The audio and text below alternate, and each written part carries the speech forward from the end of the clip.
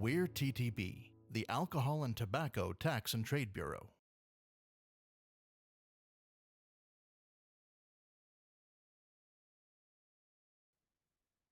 Hello, my name is Tanya Geis, and I'm here with my coworker, Peter Sullivan.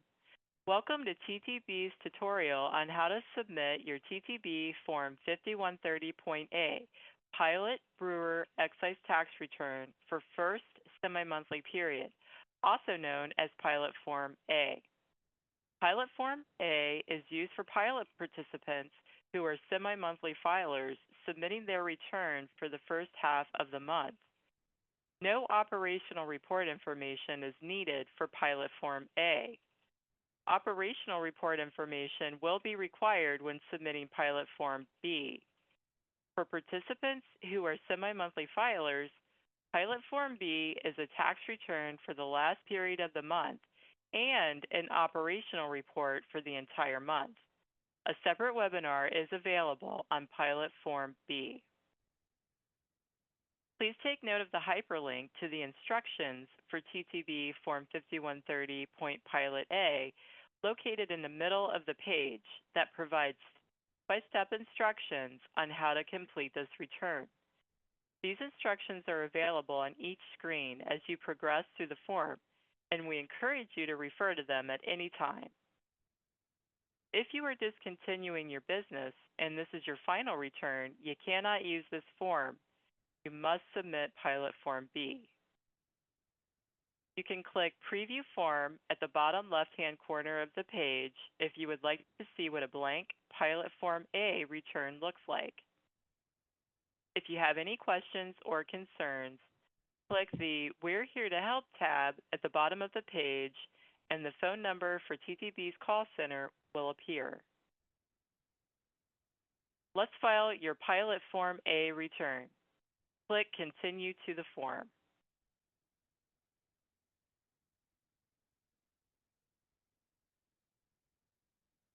Note, as we review the steps to complete the form in pay.gov, you may notice that the lines referenced may appear out of numerical order. Please be assured that the numbers referenced correspond with the specific line on the actual form, and that all mandatory lines will be completed as you progress through these screens. We'll begin with 3D, Submission Version, where you will select Original or Amended. The red asterisk here and throughout the return indicates it is a required field. If you are amending a tax return that you filed before participating in this pilot, you must use TTB Form 5024 to amend that return. Next is 2C, Form of Payment. You will select ACH, Fedwire EFT, or Zero Balance Return. Placing your mouse over the question mark here and throughout the return will provide helpful hints to assist you in filling out the return. If you need additional information on payment types, go to our website, ttb.gov, and search for the payment type you are using. 3B, Period Covers, will automatically populate to semi-monthly. Choose the reporting year in 3A. 2024 is the only option at this time.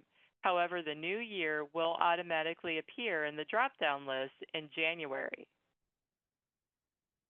Under Excise Tax Period in 3C, select which tax period you will be submitting. Keep in mind that there are 3 tax periods in September. You will use Pilot Form A for the first 2 tax periods in September.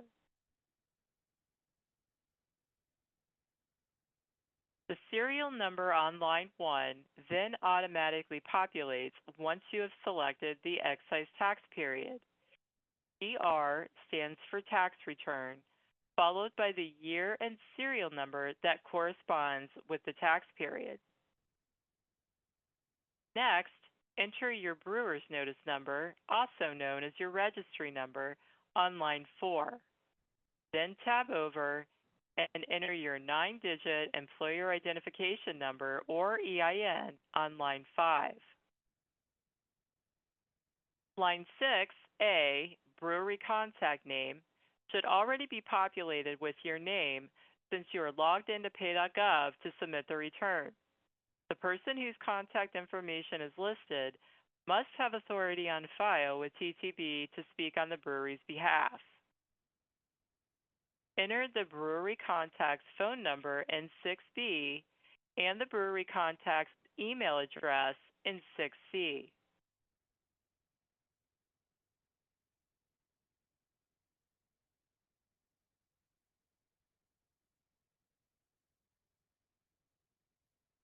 Next, in 7A, enter the brewery name, followed by the brewery premise address in 7B. Enter the city, county, state, and zip code in box 7C.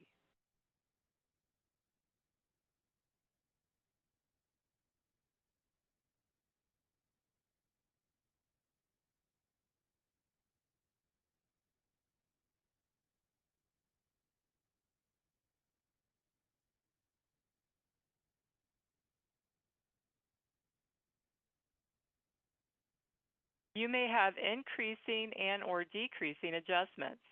Depending on what type of adjustments you have, check the increasing or decreasing adjustments box. If you have both increasing and decreasing adjustments, make sure to check both boxes. Before we move on to the next page, notice the Save and View PDF buttons at the bottom of the page. The Save button saves your return if you need to come back and finish it later. At the end of the tutorial, we will show you where to locate that saved return. The View PDF button opens a PDF of the return showing what you have completed thus far. For this tutorial, we will check both the increasing and decreasing adjustments boxes. Click the Next button to begin your increasing adjustments.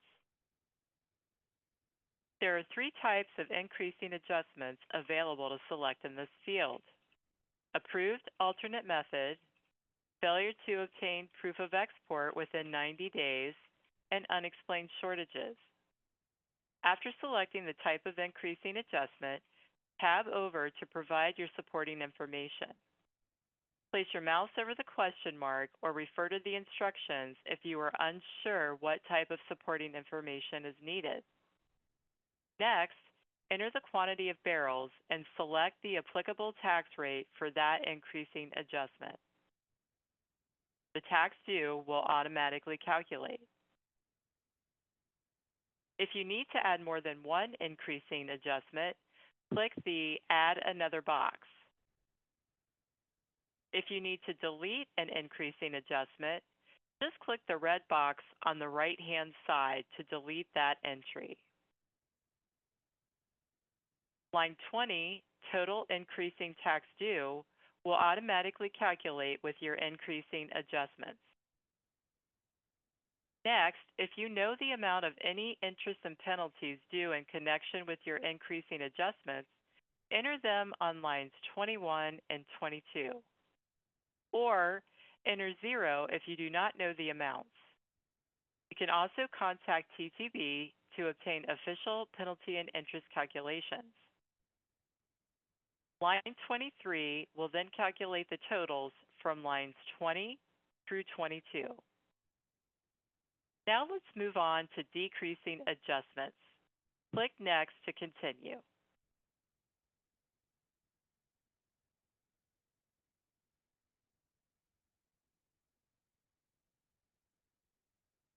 There are 6 types of decreasing adjustments available to select in this field: approved alternate method, approved claim for credit, beer lost by fire, casualty, or act of God, beer returned from another brewery, beer voluntarily destroyed, and obtain proof of export after tax payment.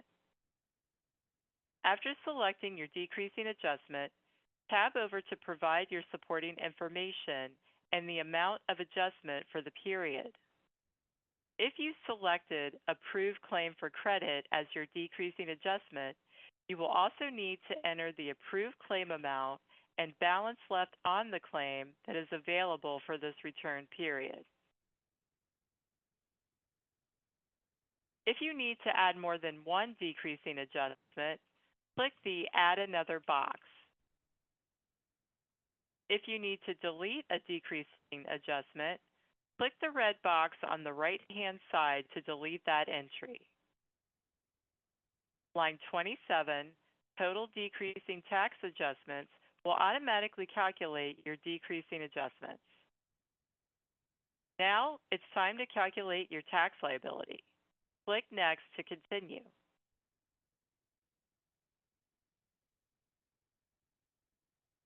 As a reminder, the red asterisk indicates a required field.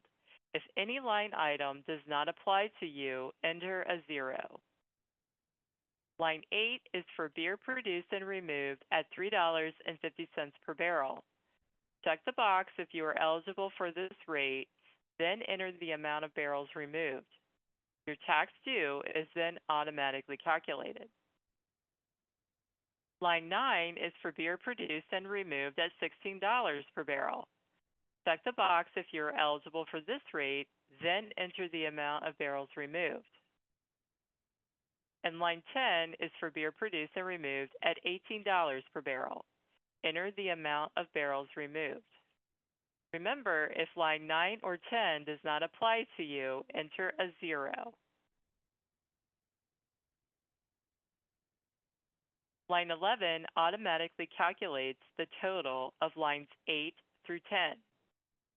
Any increasing adjustments from the earlier section will appear on line 12. Line 13 then automatically calculates the gross amount due by adding lines 11 and 12. Any decreasing adjustments from the earlier section will appear on line 14.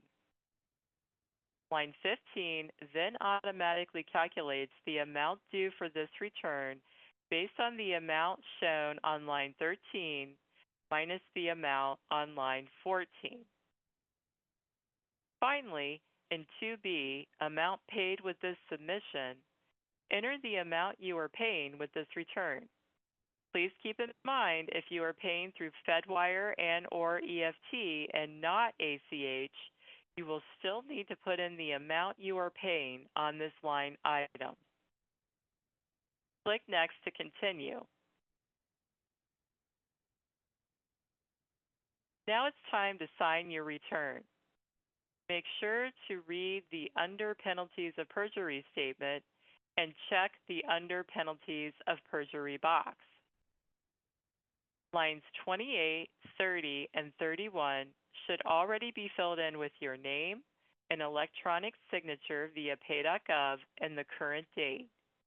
You cannot change these fields. You will need to type in your title on line 29.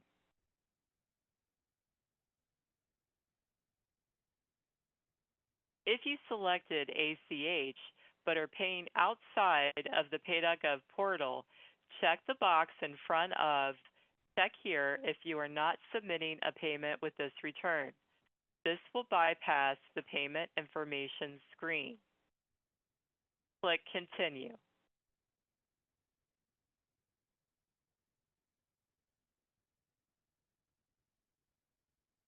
Only breweries who have selected that they will pay through ACH will see this page.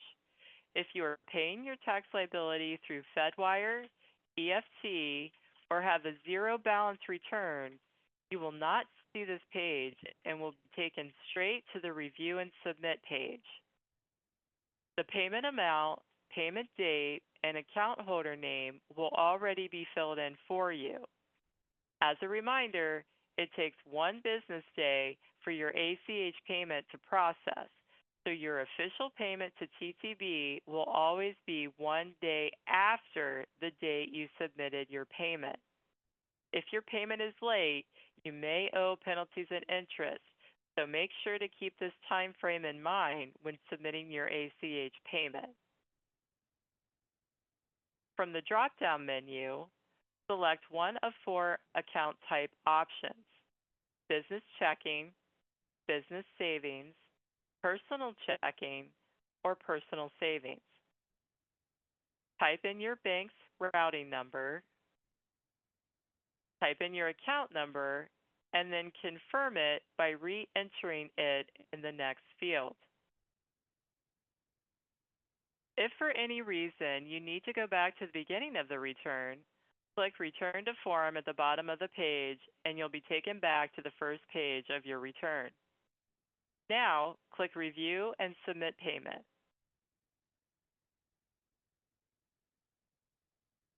You'll submit your return from this page. If you're making your payment through ACH, you will see your payment and account information at the top of the page. Your email address will already be filled in for you. You can also add other email addresses in the CC field. These are the email addresses that will receive confirmation that your Pay.gov return has been submitted. Remember to check the box at the bottom of the screen agreeing to the Pay.gov authorization and disclosure statement. If you're paying through ACH, the blue tab at the bottom of the page will say Submit Payment. If you're paying through Fedwire, EFT, or have a zero balance return, the blue tab at the bottom will say Submit. Click Submit or Submit Payment Now.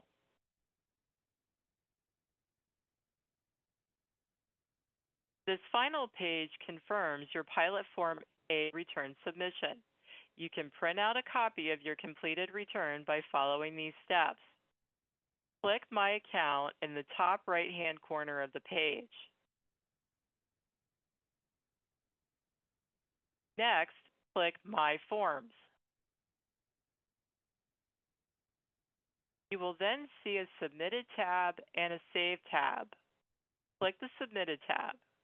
The return you just submitted will be at the top.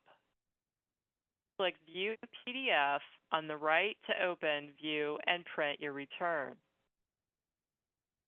When submitting future returns, you may not want to have to start from the very beginning every time you file. Below the View PDF link, you will see the Duplicate or Duplicate link. Clicking this link will take you to the first page of that return. You may use that return to begin filling out the next one that's due. Please be very careful, however, to make sure that you change all the necessary fields when filling out a new return. At the beginning of the tutorial, we talked about saving your return if you needed to come back and finish it later. To locate that return, click the Save tab located to the right of the Submitted tab. You'll see the most recent return you have saved at the top. Click Continue to the form to continue working on that return. This completes TTB's tutorial on how to submit TTB Form 5130.A Pilot Brewer Excise Tax Return for First Semimonthly Period, also known as Pilot Form A. If you have any questions, concerns, or technical difficulties, feel free to contact our PT Tech Services Division at 1-877-882-3277. Thank you. TTB's official YouTube channel at USTTB.gov for more TTB-related content. And remember to click subscribe so you'll always know when we upload new videos.